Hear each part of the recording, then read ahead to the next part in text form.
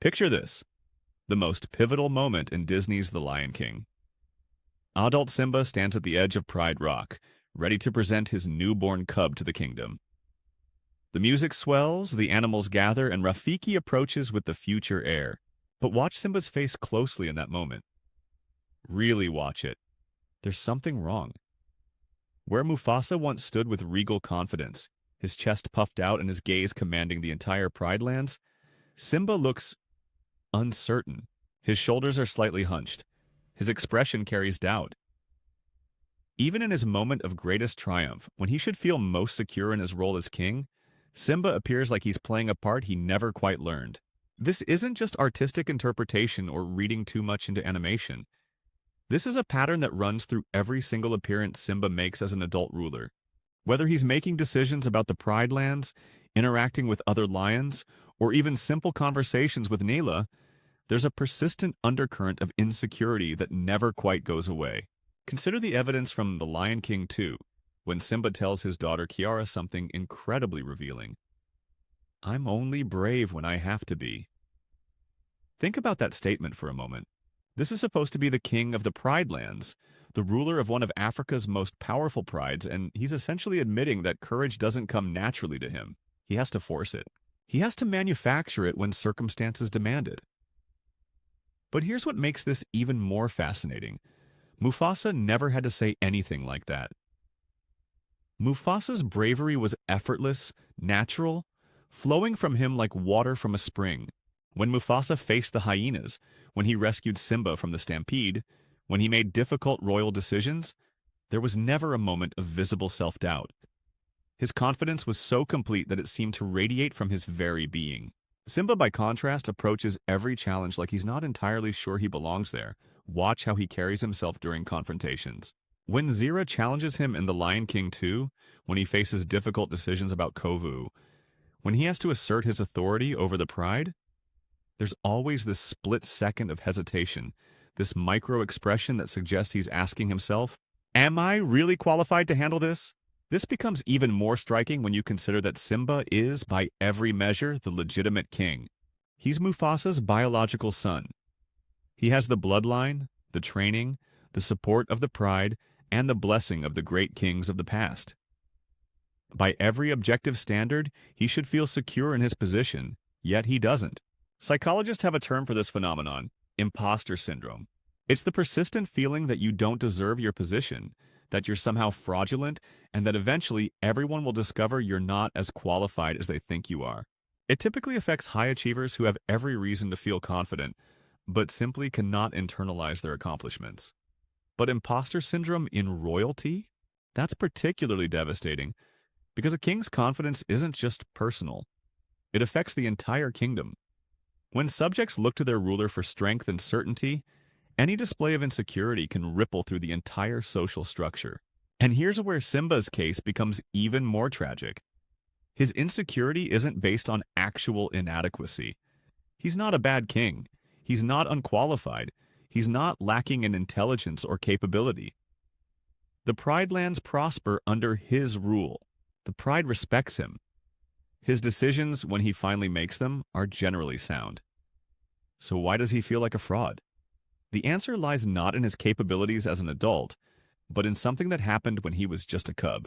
Something that shattered his sense of worthiness so completely that even ascending to his rightful throne couldn't repair it. Something that made him question not just his right to rule, but his very identity as Mufasa's son. Because here's the most telling detail of all. Simba doesn't just doubt his abilities as a king. He doubts his worthiness to be Mufasa's heir. And that distinction is everything. When you watch his interactions with memories of his father, when you see how he talks about Mufasa to others, when you observe his body language during moments that should make him feel most connected to his lineage, there's always this underlying current of, "I'm not him, I'll never be him," and everyone knows it. But what could have possibly happened to create such a profound disconnect between a rightful heir and his own throne? What kind of psychological damage could make a legitimate king feel like he's somehow stolen his position? The answer takes us back to one terrible day when a young cub's entire world collapsed, and his sense of identity went down with it. The moment that destroyed Simba's sense of worthiness wasn't actually Mufasa's demise in the gorge. It was what happened immediately afterward when a traumatized cub stood over his father's body and heard three words that would haunt him for the rest of his life. It's your fault. Scar didn't just manipulate Simba in that moment. He performed psychological surgery without anesthesia. He took a child who had just witnessed the most traumatic event imaginable and surgically removed his sense of belonging to the royal bloodline.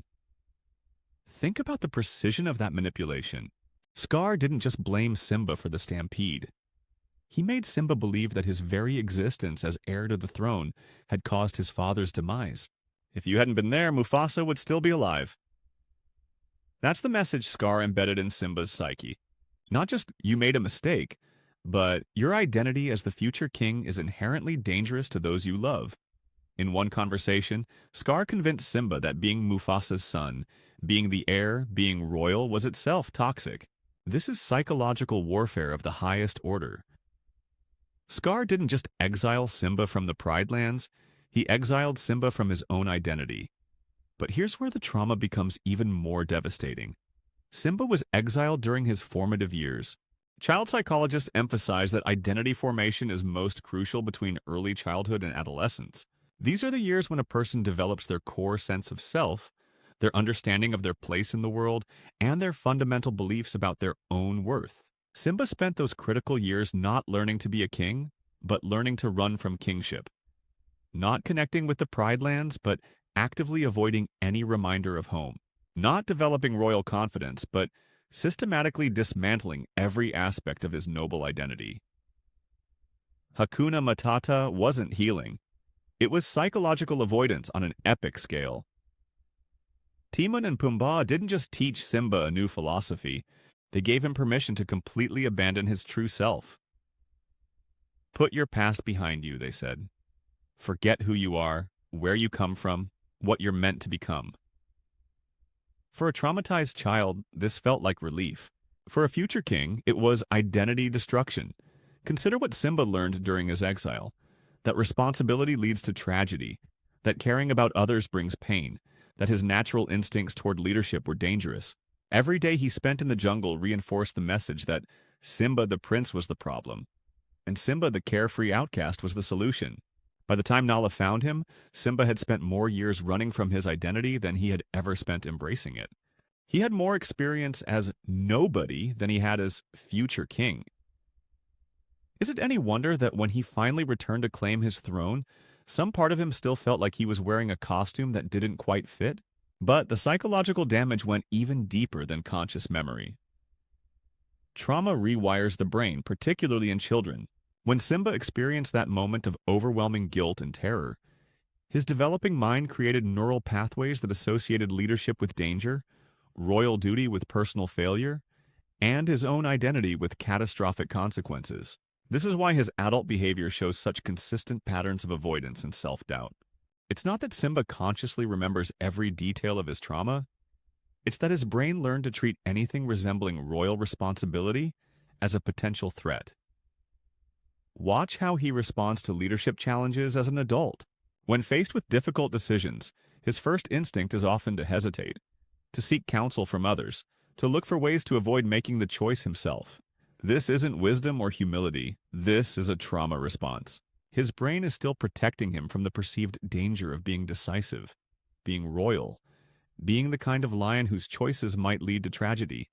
Even his relationship with Nala shows evidence of this psychological damage. Nala fell in love with the prince she remembered, but she returned to find someone who had systematically dismantled everything she had loved about him. When she tells him, "You're not the Simba I remember," she's absolutely right. The Simba she remembered had been proud of his royal heritage, excited about his future as king, confident in his place in the circle of life. The Simba who returned was someone who had spent years learning that all of those things were dangerous. This creates a fascinating psychological paradox. Simba becomes king, not because he feels worthy of the throne, but because external circumstances force him to confront his trauma. He doesn't return home because he's healed. He returns because he literally has no choice. The Pride Lands are dying, Scar must be stopped, and everyone else has given up hope. So Simba claims his throne while still fundamentally believing that he doesn't deserve it. He becomes king while still carrying the psychological conviction that his royal identity is somehow toxic. He rules the Pride Lands while still on some deep level feeling like an imposter who might cause another catastrophe at any moment. And this is where his story becomes truly tragic, because the very trauma that made him doubt his worthiness also prevented him from recognizing something crucial, that his insecurity, his caution, his deep fear of causing harm might actually make him a more thoughtful ruler than his father ever was. But Simba couldn't see that, because every time he looked in the mirror, he didn't see a legitimate king learning from his experiences. He saw someone playing a role that rightfully belonged to someone else, someone better, someone who would never have made the mistakes that led to so much pain. He saw his father, and he knew he would never measure up. There's a moment in The Lion King 2 that reveals everything about Simba's psychological prison. When he's struggling with the decision about Kovu, he doesn't look inward for guidance. He doesn't consult his own experiences or trust his own judgment. Instead, he looks up at the stars and essentially asks his father's spirit for permission to exist. "Father, I am lost," he says. Not, "Father, help me find wisdom." Not, "Father, share your experience." But, "Father, I am lost." The language is crucial. He's not seeking advice from an equal or even from a respected elder. He's seeking validation from someone he still considers fundamentally superior to himself. This is the behavior of someone who has never internalized his own authority. Even years into his reign, even after successfully ruling the Pride Lands, even after proving his capability time and again, Simba still positions himself as a confused child, seeking approval from the grown-up. But here's what makes this even more devastating. Mufasa's legacy had become impossible to live up to, not because Mufasa was actually perfect, but because his early passing had frozen him in time as an idealized figure. When someone passes at their peak, they become mythologized. Their flaws are forgotten, their mistakes are minimized, and their successes become legendary. The lionesses didn't remember Mufasa as he actually was. They remembered him as he appeared to be during his relatively brief reign. They remembered the strong, confident king who had saved the Pride Lands from the darkness of Scar's rule. They didn't remember whatever doubts he might have had, whatever mistakes he might have made in private, whatever learning curve he went through when he first became king. This created an impossible standard for Simba. He wasn't just competing with his father's actual achievements, he was competing with his father's legend, and the pride reinforced this constantly. Every time Simba made a decision that differed from what they imagined Mufasa would have done, they questioned it. Every time his leadership style diverged from their memories of his father, they expressed doubt. Not maliciously, but reflexively. Mufasa would have known what to do. Mufasa wouldn't have hesitated. Mufasa was never unsure. These comparisons weren't just frustrating, they were psychologically destructive. They reinforced Simba's deepest fear, that he was a substitute king, a placeholder, someone temporarily occupying a throne that belonged to someone better. Watch how Simba responds to these comparisons. Instead of asserting his own perspective or developing his own leadership style, he attempts to channel Mufasa. He tries to make decisions based on what he thinks his father would have done rather than what his own experience and instincts tell him. This is psychological self-erasure. Simba systematically suppressed his own personality, his own judgment, his own growth as a leader, in favor of trying to become a copy of someone else. But here's the cruel irony. The harder he tried to be Mufasa, the more obvious it became that he wasn't. You can see this most clearly in his parenting approach with Kiara. When Simba becomes overprotective, when he makes decisions based on fear rather than wisdom, when he struggles to balance safety with freedom for his daughter, he's not drawing on his own experiences as a young lion who got into trouble. He's trying to imagine what the perfect father, what Mufasa, would do. But Mufasa's parenting had been cut short. Simba never got to see how his father would have handled an adolescent who challenged authority, who made dangerous choices, who needed to learn independence. Simba was trying to imitate a parenting style he had never fully observed. This led to some of his worst decisions as both father and king. His overprotectiveness of Kiara wasn't based on sound judgment. It was based on his terror of failing to live up to an idealized standard of royal fatherhood. His initial distrust of Kovu wasn't rooted in wise caution. It was rooted in his fear that accepting Zira's son would be something Mufasa never would have done. The most telling detail is how Simba approaches the memory of his father. When he looks up at the stars, when he recalls Mufasa's words, when he invokes his father's guidance, he's not drawing on a relationship between equals. He's not thinking, my father was a wise king, and I've learned from his example while developing my own style. Instead, he's thinking, my father was perfect, and I am not. I must try to be him instead of being myself. This psychological dynamic explains so much about Simba's behavior as an adult ruler. His hesitation in crucial moments isn't just trauma, it's the paralysis of someone constantly asking, what would the perfect king do? Instead of, what do I think is right? His deference to others isn't just humility, it's the insecurity of someone who believes his own judgment is inherently inferior to that of others, particularly others who might have known or remembered his father. Even his successes as king felt hollow to him, because they weren't achieved by being Mufasa. They were achieved by being himself. And since he had never learned to value his own identity, his own strengths, his own unique approach to leadership, every success felt like a fortunate accident rather than earned achievement. The cruelest aspect of this psychological prison is that Simba never realized something crucial. He wasn't failing to live up to Mufasa's standard. He was succeeding at being a different kind of king entirely. His caution came from hard-earned wisdom about the consequences of reckless actions. His tendency to seek counsel came from understanding that leadership doesn't require omniscience. His careful approach to decisions came from knowing how much damage hasty choices could cause. But he couldn't see these as strengths because he was measuring himself against a standard that had never been real in the first place. He was trying to be the mythologized version of Mufasa rather than the improved version of himself. And this brings us to perhaps the most devastating realization of all. Simba might have actually been a better king than his father, but he would never allow himself to believe it. If you want to understand the depth of Simba's identity crisis, don't look at his grand speeches or his moments of triumph.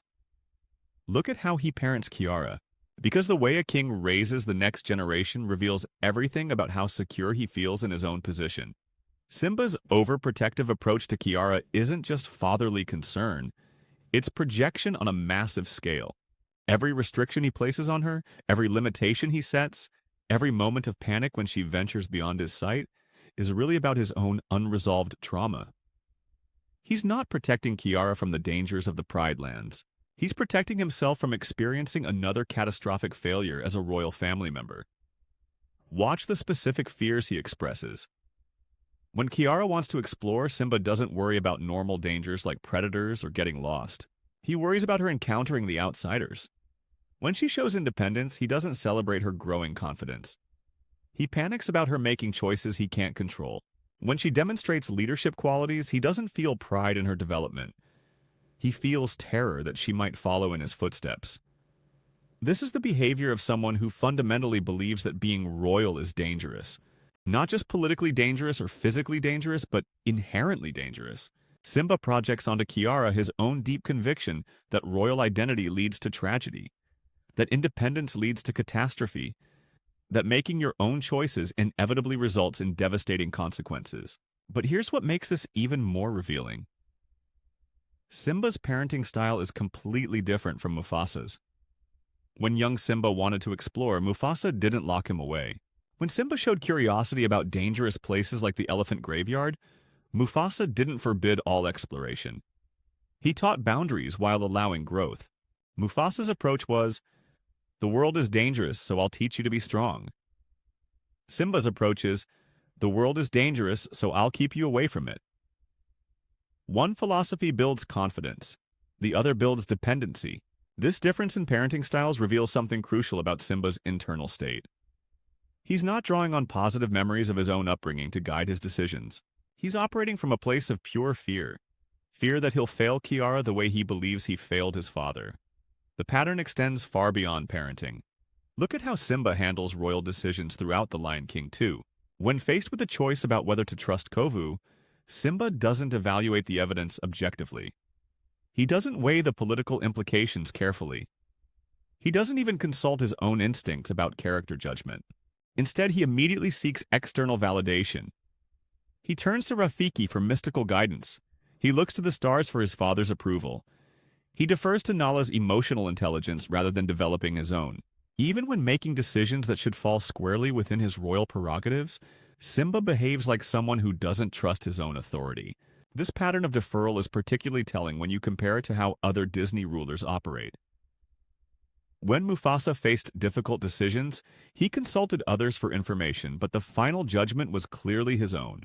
When other Disney kings and queens confront challenges, they might seek advice, but they own their choices. Simba seeks permission.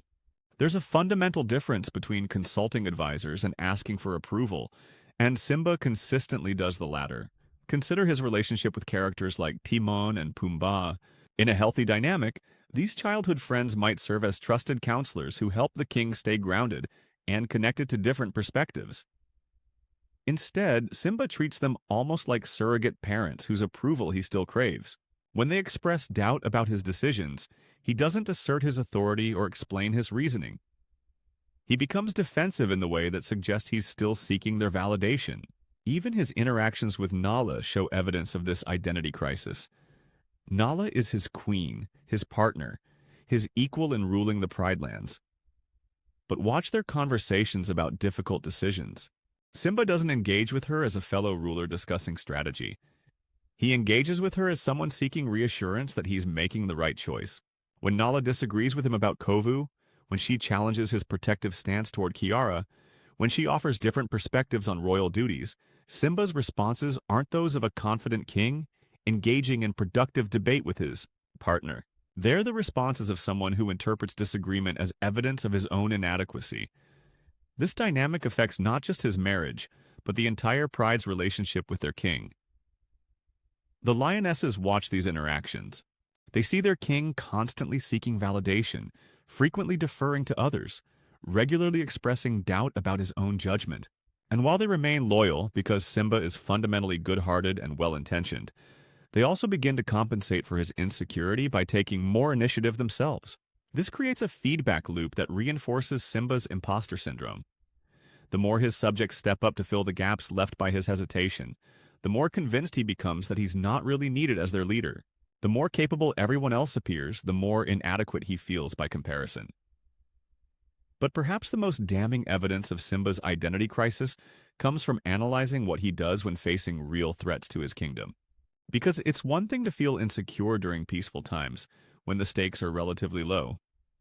It's another thing entirely to feel like an imposter when your people are depending on you to protect them from genuine danger. And that's where Simba's psychological damage becomes not just personal tragedy, but potential political catastrophe. Because when Zira and her outsiders represent an existential threat to the Pride Lands, when his daughter's life hangs in the balance, when everything he's supposed to protect is at risk, that's when Simba's imposter syndrome doesn't just make him feel bad about himself. It makes him hesitate at moments when hesitation could cost everything. The most revealing moment of Simba's entire reign doesn't happen during a grand ceremony or a victorious battle. It happens when he's faced with the most obvious threat imaginable. Kovu, the adopted son of his greatest enemy, trained from birth to end his life, and his first instinct is to give him the benefit of the doubt. This isn't wisdom. This isn't mercy. This is the decision-making of someone who doesn't trust his own survival instincts because he doesn't believe he deserves to survive. Think about the logic here. Kovu arrives under suspicious circumstances, bears an unmistakable resemblance to Scar, admits to being raised by Zira, and shows up precisely when Kiara is in mortal danger from a fire that appeared out of nowhere. Every single piece of evidence screams trap. Every royal instinct should be screaming threat. Every lesson about protecting the kingdom should be triggering immediate defensive measures. Instead, Simba's response is essentially, well, maybe I'm wrong, maybe I'm being paranoid. Maybe I should give him a chance. This is the thinking of someone who has been so psychologically conditioned to doubt his own judgment that he second-guesses even the most obvious conclusions. Simba doesn't trust Kovu despite the evidence. He distrusts his own ability to read the evidence correctly. But here's where this becomes truly dangerous. Simba's insecurity doesn't just affect his own safety. It affects the safety of everyone he's sworn to protect.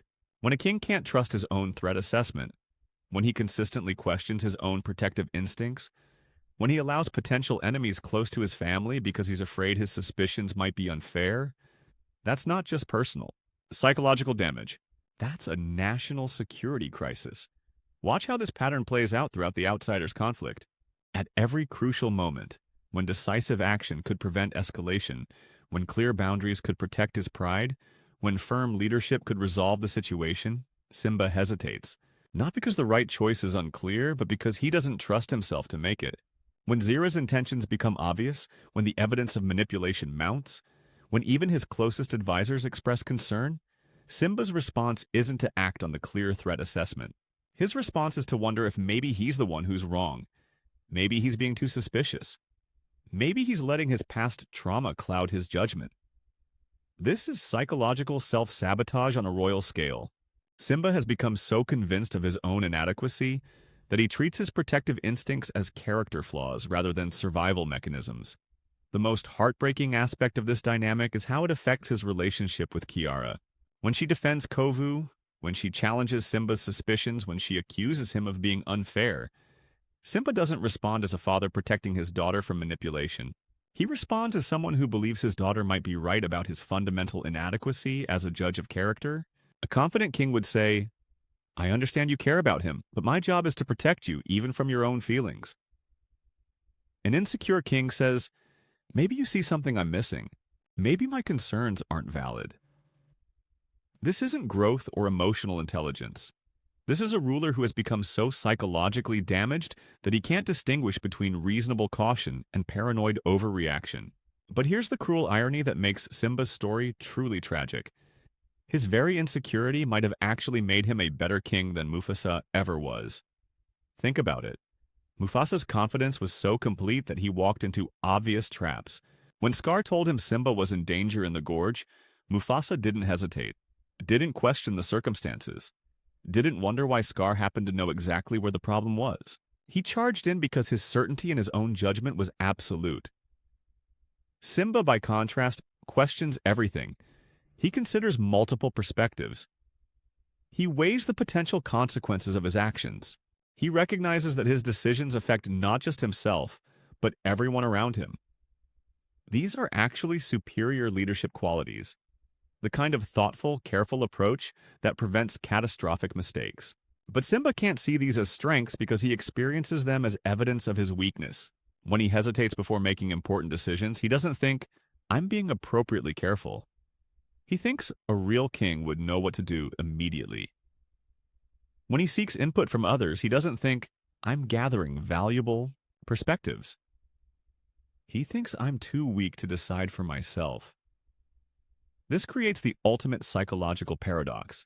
Simba became a more thoughtful ruler precisely because of his trauma, but his trauma prevented him from recognizing his thoughtfulness as a virtue. His careful approach to the Kovu situation, while dangerous in its extremes, actually demonstrated a more nuanced understanding of justice than his father ever showed. Mufasa operated in black and white. Lions were good, hyenas were evil, family was trustworthy, outsiders were threats. Simba understood that reality was more complex, that individuals could transcend their origins, that redemption was possible, but he couldn't take pride in this wisdom because he experienced it as indecision. The final evidence of Simba's permanent identity crisis comes in how he handles the resolution of the Outsiders' conflict. When Kiara delivers her speech about unity, when she demonstrates the kind of moral leadership that ends the war, when she shows exactly the kind of wisdom that royal training is supposed to develop, Simba's response isn't pride in his successful parenting or recognition of his own role in developing her character. His response is relief that someone else solved the problem he couldn't. Even in victory, even when his approach ultimately leads to the best possible outcome, even when his daughter's success validates everything he tried to teach her, Simba still sees himself as inadequate. He still believes that a real king would have handled things better, faster, more decisively. This is the final tragedy of Simba's character. He spent his entire reign as one of Disney's most effective rulers while being completely convinced that he was failing. He protected the Pride Lands, raised a wise successor, learned from his mistakes, and brought peace to his kingdom, all while believing that he was somehow unworthy of the throne he occupied. In the end, Simba's greatest failure wasn't as a king. It was as a judge of his own character. He never learned to see what everyone else could see, that his very doubts, his careful consideration, his deep fear of causing harm, had made him exactly the kind of thoughtful ruler the Pridelands needed. The cub who believed he didn't deserve to be king became the adult who proved that the throne had been his all along. He just never believed it himself, and perhaps that's the most devastating realization of all. Disney's greatest king was also their most insecure ruler. The lion who saved the Pride Lands was the same lion who never stopped feeling like he didn't belong there. What if the very thing that made Simba feel like a fraud, his constant self-doubt, was actually what made him authentic?